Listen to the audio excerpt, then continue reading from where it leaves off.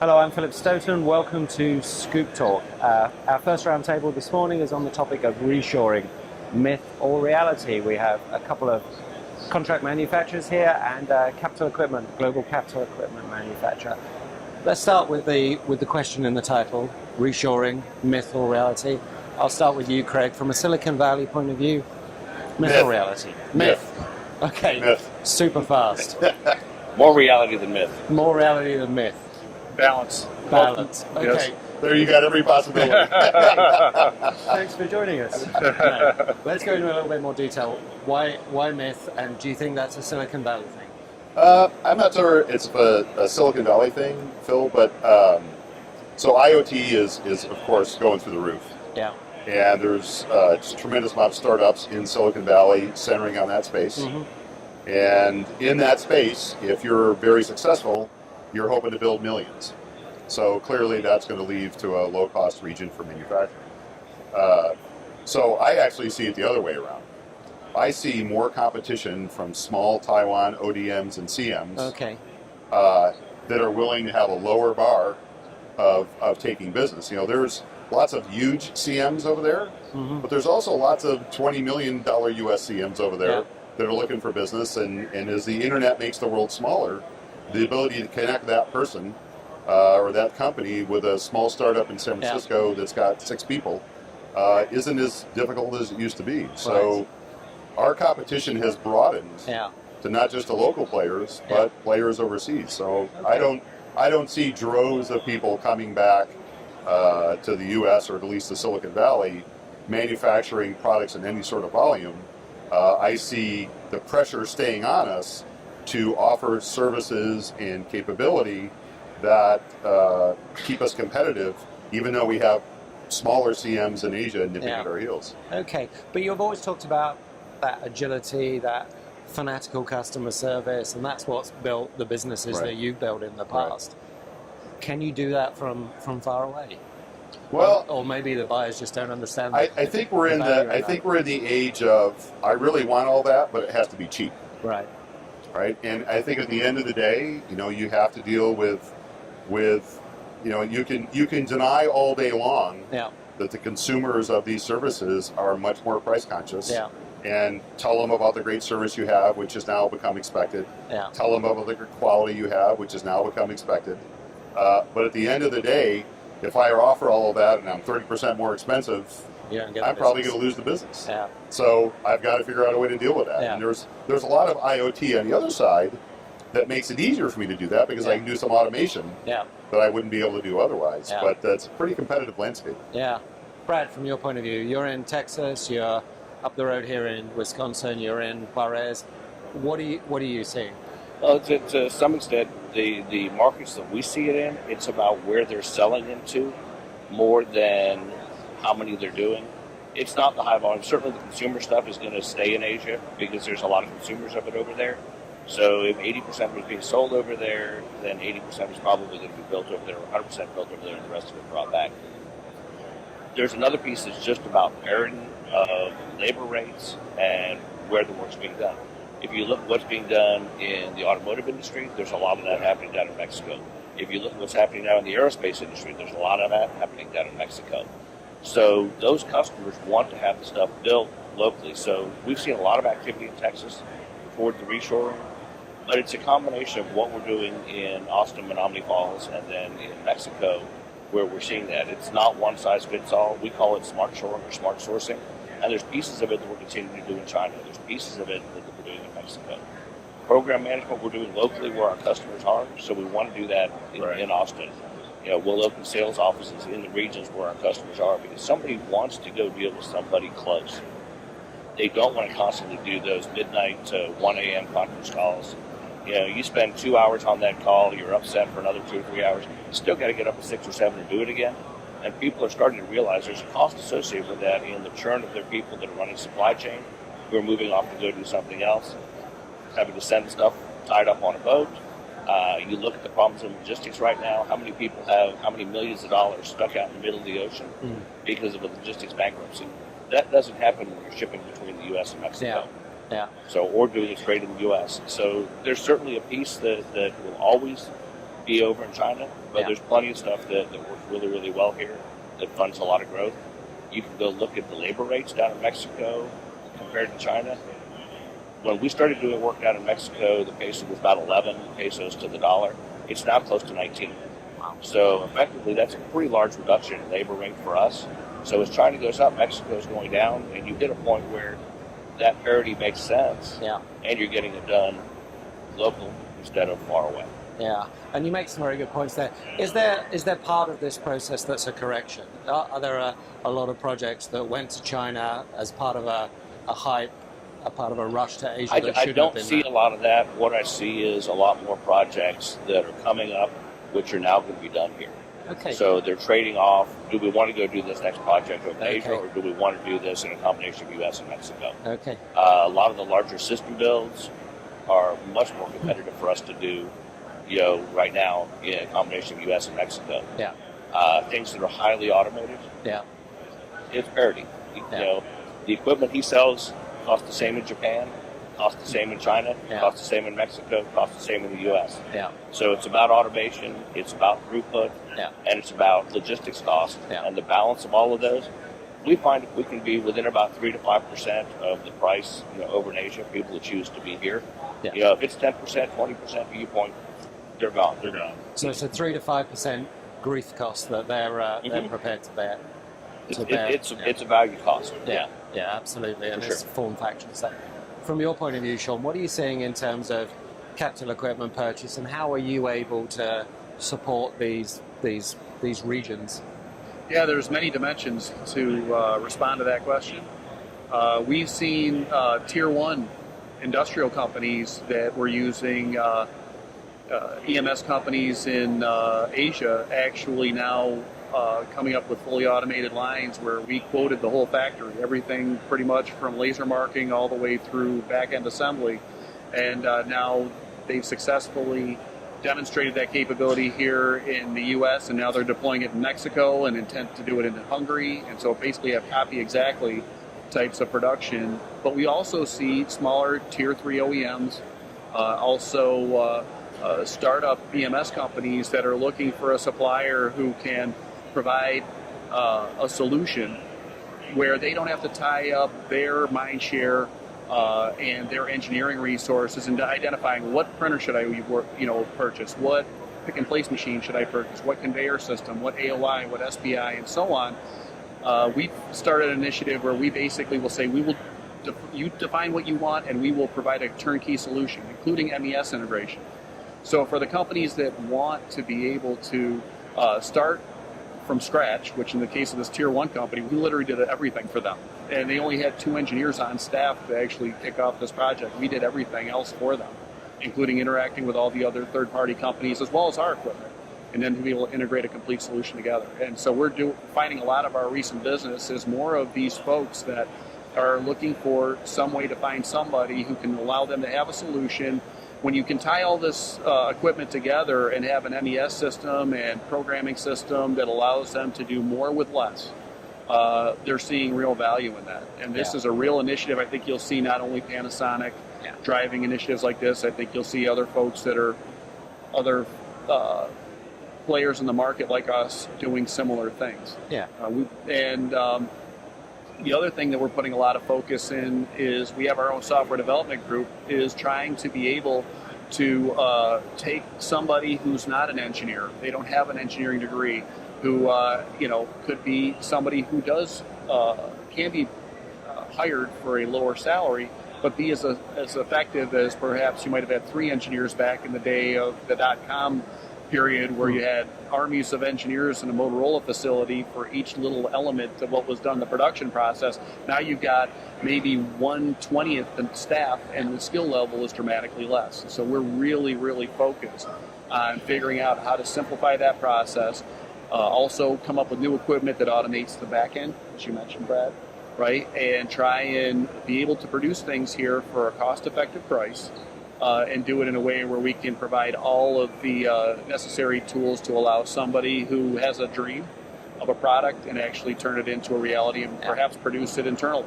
Yeah. And that's, not just an initiative that we have here as a part of our sales group here in Chicago, but it's a global initiative on the part of Panasonic Factory Solutions. And we work together across the different sales groups to understand who do we partner with AOI and SPI, who are you partnering with, how do we make our software tools work with all the different suppliers, so they can actually supply local for local solutions, because they may find a Taiwanese AOI and SPI that's better serving their market as opposed to somebody we're working with over here.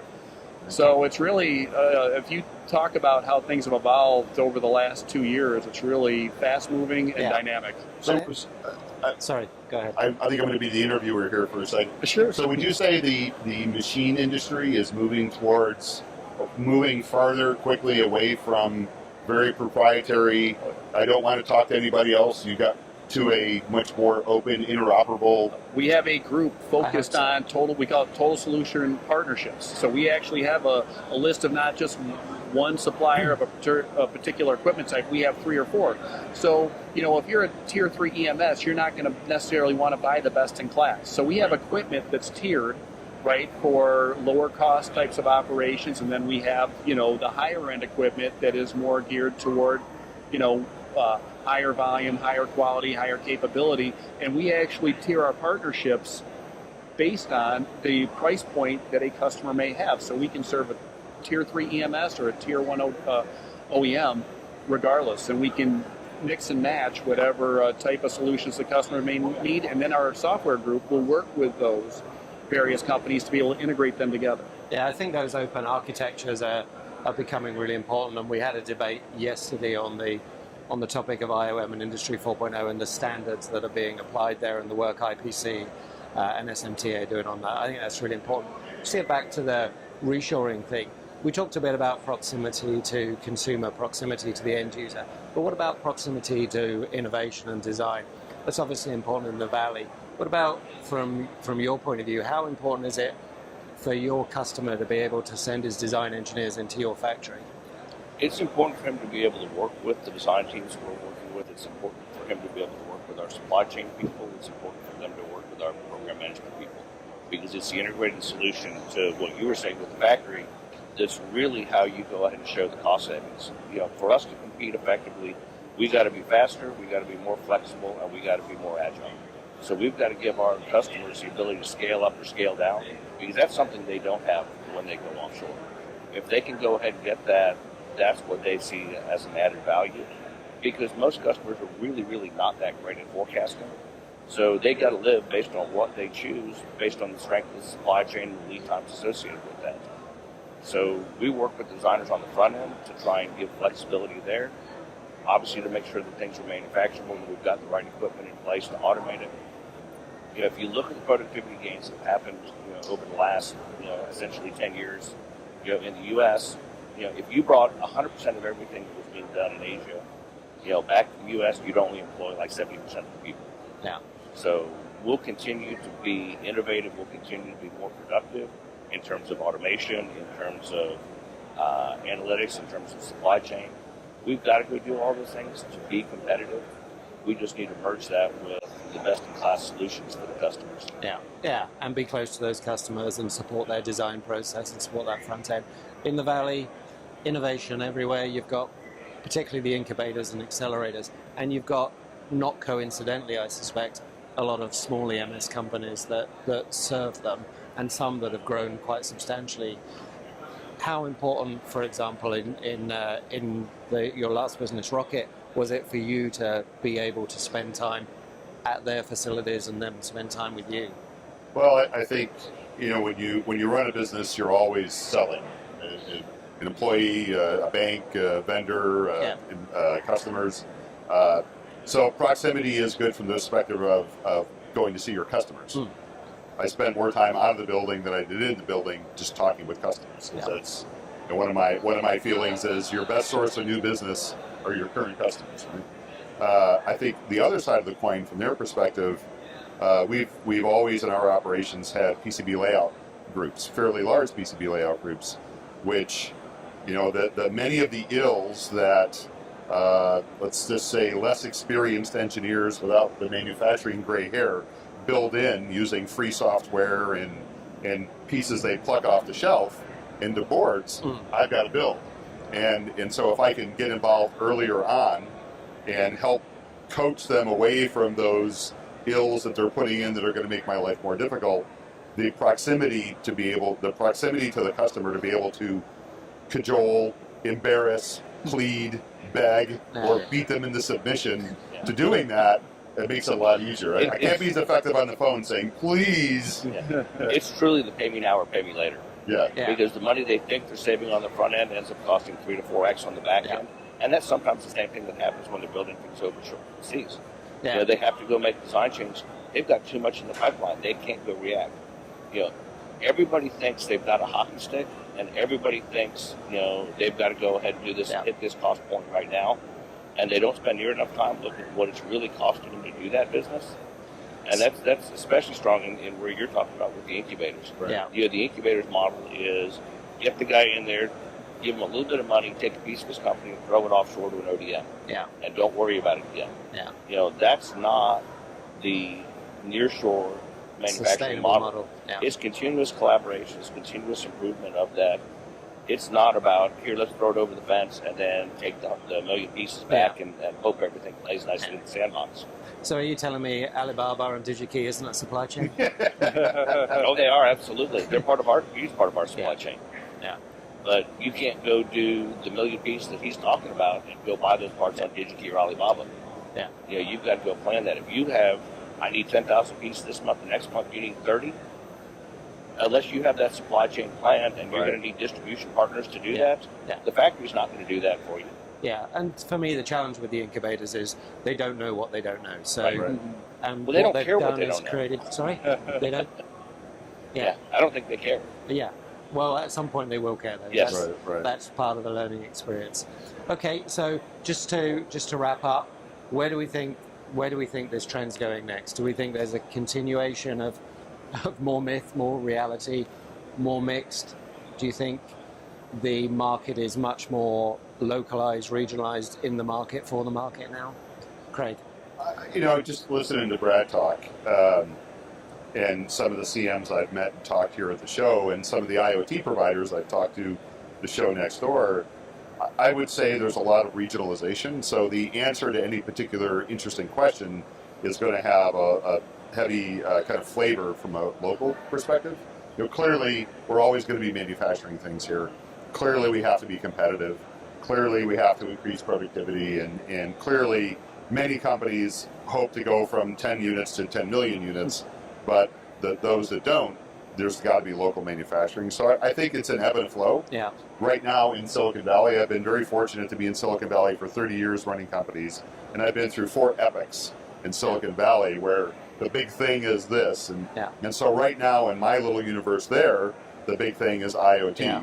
And you know, that too will not pass, but that too will evolve, and the next thing will be there. So I think there's ebbs and flows. Yeah. But I see a global linearization happening where, you know, we're employing people thousands of miles away and talking to them on Skype, and you can ship something one day to 7,000 miles away or next door. So I think there's a averaging effect. Yeah.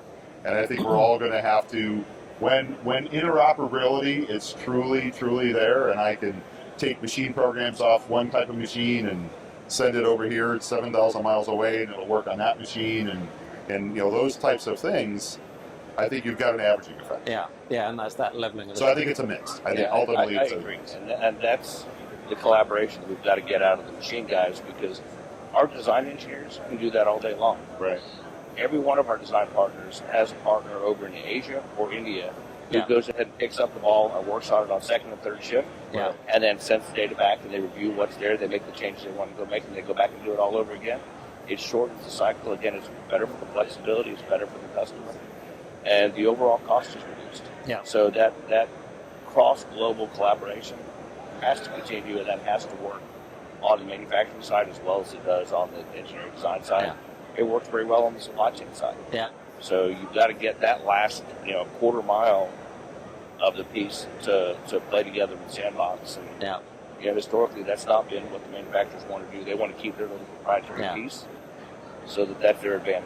Yeah, I think Uh, IOM yeah. and Industry 4.0 Yeah. is driving It's them good. to For sure. have to collaborate. Would you I mean, agree we- with that, Shawn? Well, I agree. Yeah. I mean, if you actually go to our booth, we have a box that basically is the integration vehicle. Before, you used to have dedicated servers with the MES software running on it and a database running on it to be able to collect traceability data and validate reels in the right place and so on, where the material is. We have a box that literally connects third-party machines, our machines, all together, and you don't need your IT department involved to be able to deploy it. And Yeah. if the box goes down, you simply, like your cable box, you can swap it out yourself and be back up and running. Right. This is where the industry is going. I do think that you've never seen a higher degree of innovation. I do think there needs to be, in terms of standardization, a better understanding what the customers, what you really need, right? Are we really completely taking ourselves where we want to go, not just a year from now, 2 years, but 5 years and so on? And there's a lot of work to be done, but I do think that, this whole Internet of Things has created a whole level of communication and conversation that we just never had it before. Right. Yeah. And so I think that's a great thing. And, to sit on committees like this and have interviews and be able to share, and not as enemies, but we're all struggling with the same Collaborate. thing Yeah, kind of yeah, thing. yeah, How do we get beyond this because it's killing us? Yeah. Is something that's really unusual and it's great.